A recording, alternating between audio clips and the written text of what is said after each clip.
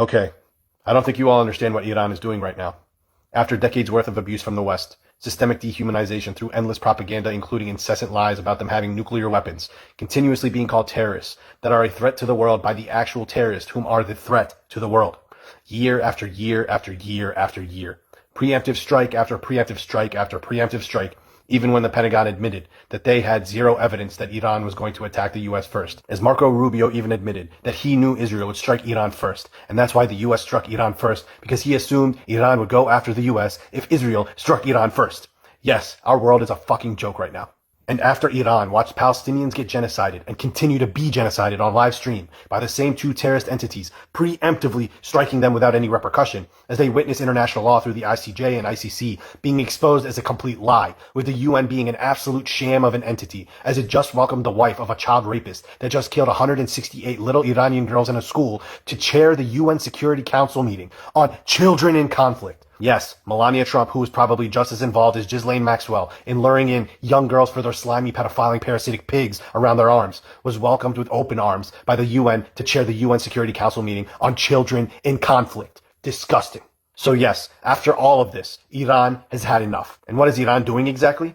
They are showing the entire world Exhibit A on how to stand up to Western imperialism and the worse than Nazi Zionist movement. And not only that, they are showing the coward Arab leaders of our world what it means to be an ummah that not only doesn't bend over for the two terrorist entities that aim to control our entire planet, but showing these coward Arab leaders how weak they are through direct confrontation. Showing these coward Arab leaders that you don't have to normalize relations with these two terrorist entities in order to be powerful and stand your ground. Showing all these coward Arab leaders and the rest of the normalizing nations that they can shove their Abraham Accords and Board of Peace right up their own asses. In just a couple days, Iran coordinated highly precise strikes in Israel, Bahrain, Kuwait, Qatar, the UAE, Saudi Arabia, Jordan, and Cyprus. The majority of the strikes were US military bases and oil and gas infrastructure to showcase a clear stance that if you house the very entities that terrorize the region, that terrorize the entire planet even, particularly terrorizing Palestine and now Iran, and think that you can get away with it, you are sorely mistaken. Iran is showing the world if you are a Zionist enabling normalizer, funneling tens of billions of dollars into Zionists taking control of Western media, funneling billions into Israeli arms deals, funneling millions into Israeli tech used to Holocaust Palestinians and spy on the rest of the world, and think you can get away with it, then you are sorely mistaken. Iran is showing the world if you normalize relations and allow for investment partnerships with racist, fascist, pedophile rapists that are actively destabilizing the entire planet, you are sorely mistaken. And when Iran doesn't target actual military installations, it's to target what hurts you the most, your wallets, hitting your economy so hard that you need to cry mercy because you are weaklings and cowards that only thrive off of your oil, blood money, and self-indulgent tourism, which is precisely the three things Iran hit, forcing all your Dubai chocolate influencers to publicly sell their souls for the benefit of their RSF funding genocide-enabling UAE government. And let's clear up that any civilian targets that were hit in any of the Arab countries was directly from Israel and the implanted Mossad, as documented by many on the ground in those respective countries. What the US and Israel didn't realize with their preemptive strikes was that the Supreme Leader Khamenei was the nice one. He made it clear that by Islamic decree, he would never make a nuclear weapon. And we all know that there were no nuclear weapons found in Iran. And we also all know that just before Israel and the US attacked Iran, Khamenei and his government had agreed to let go of all their uranium and have zero stockpiles of it moving forward. But then the US and Israel had to go and assassinate him anyway. Thus Iran throwing the red flag of revenge up and now going all in to destroy the Western imperialist empires while exposing them at the very same time in a master game of chess.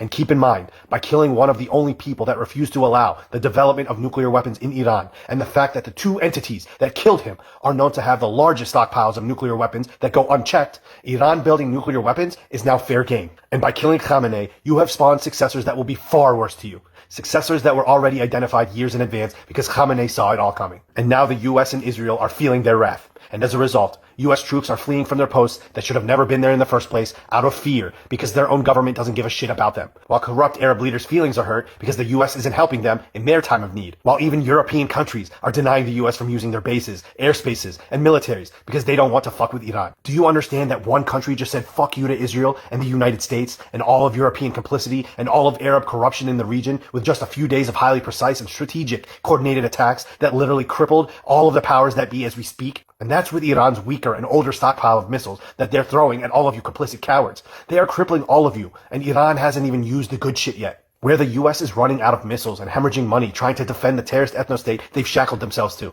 where it has been reported that the US spent $779 million in just the first day of the war with Iran. In fact, this video shows how one Iranian missile heading to Israel costing $250,000 is intercepted by 11 US Patriot interceptors, costing the US $44 million, with each interceptor costing $4 million. Yes, while this is currently the United States right now, as we speak, globally ranking among the highest in homelessness rates, one of the highest in drug abuse and addiction rates, the highest obesity rates, highest in death from cardiovascular disease, ranking last in health equity, access, and outcomes, ranking lowest in life expectancy at birth, ranking highest in death rates from avoidable and treatable conditions, ranking highest without anyone being a close second in firearm homicides, highest in incarceration rates, highest level of income inequality, the highest healthcare costs in the world, and the world's most expensive pharmaceutical industry on earth, with drug prices averaging 3 times higher than other nations, and consistently ranking among the countries with the highest grocery prices worldwide, where it all comprehensively puts every middle and lower class American in a cyclical, torturous state of poverty and depression, with the US ranking highest on earth in mental health issues and the highest on earth in suicide rates. But then the US goes and spends $44 million with a matter of seconds to intercept one Iranian missile, and $779 million in a day to defend Israel, sending tens of billions every year with your tax dollars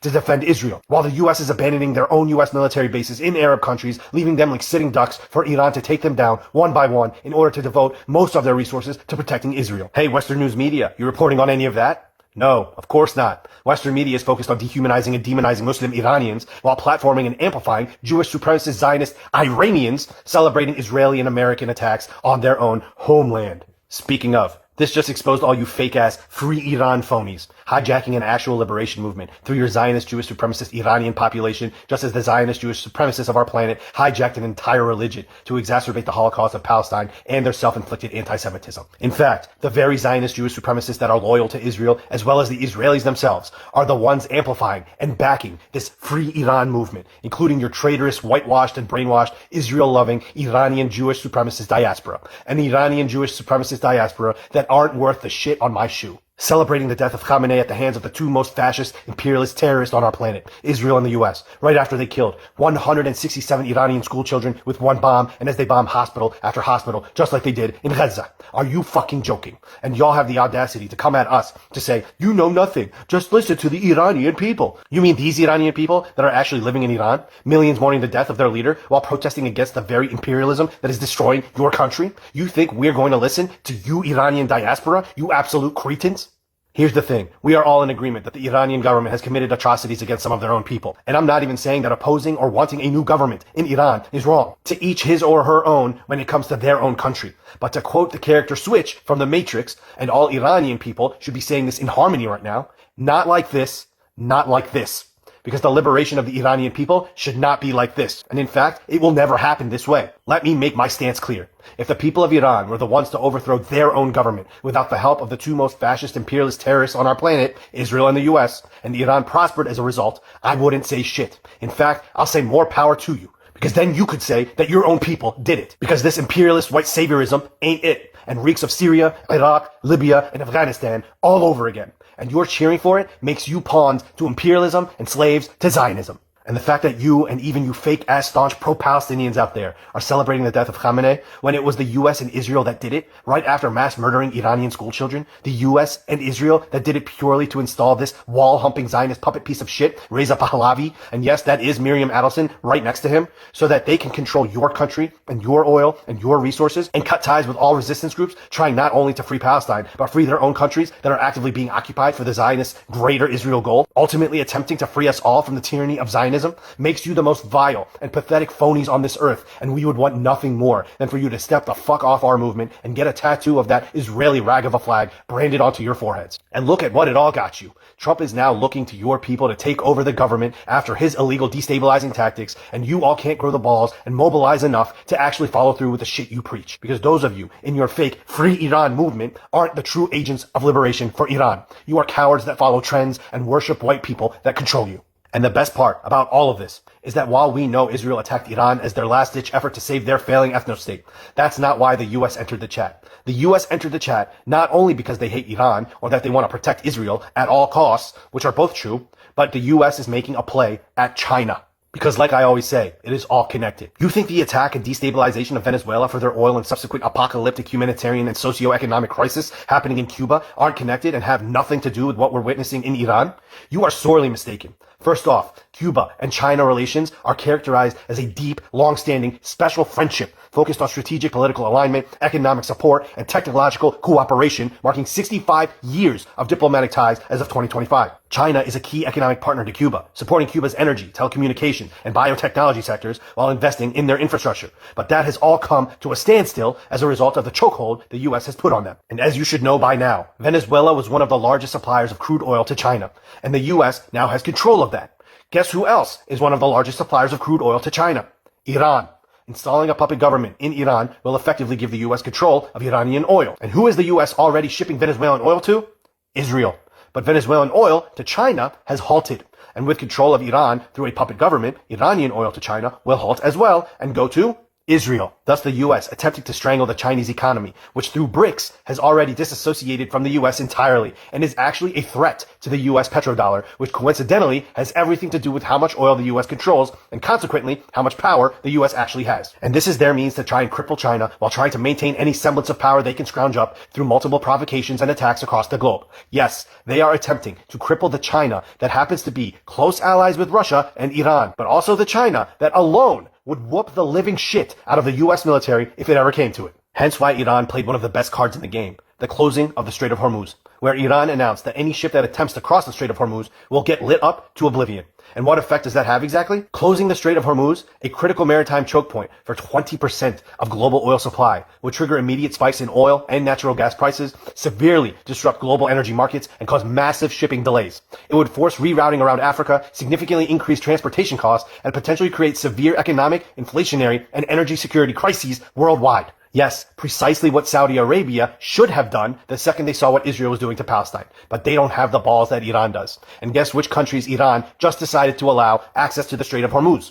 China and Russia. Iran is effectively grasping the U.S. by their balls while holding a gun to the temple of every country harboring U.S. military bases and collaborating with the terrorist ethno-state of Israel. Iran is exposing how Trump and his clown circus don't give a single shit about their troops or U.S. citizens as a whole as he continues to send stupid-ass troops that have no moral compass to go and die for Israel while heightening the risk of attack here in the U.S. because he just can't say no to war. And yes, I said stupid-ass troops because if you are a soldier that at this point agrees to go fight in this war, you are not fighting for your country. You are fighting for Israel, and you know it. And to all you soldiers waiting to get deployed, did you know that your fellow soldiers currently in this war are now reporting that their commanders are telling their troops that this war with Iran is God's divine plan and that Trump was anointed to ignite Armageddon? Are you telling me that you're going to go fight, not to prevent the end of the world, but to fight for the end of the world?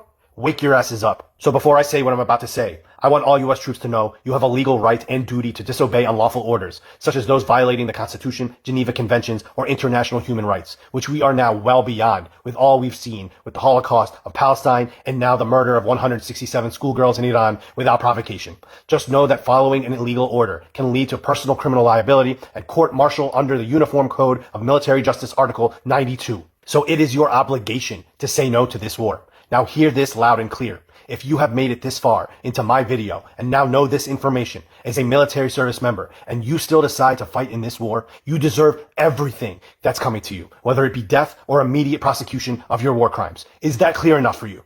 Iran is one country showing the whole world how to stand up to the real terrorists of our planet. And if only the rest of you followed suit, you'd realize that you can set yourself free from the imperialism and Zionism trying to take over our lawless world. Iran is out here playing chess while the rest of you are playing checkers. And if y'all don't shape up ASAP, it'll be checkmate for the world as we know it.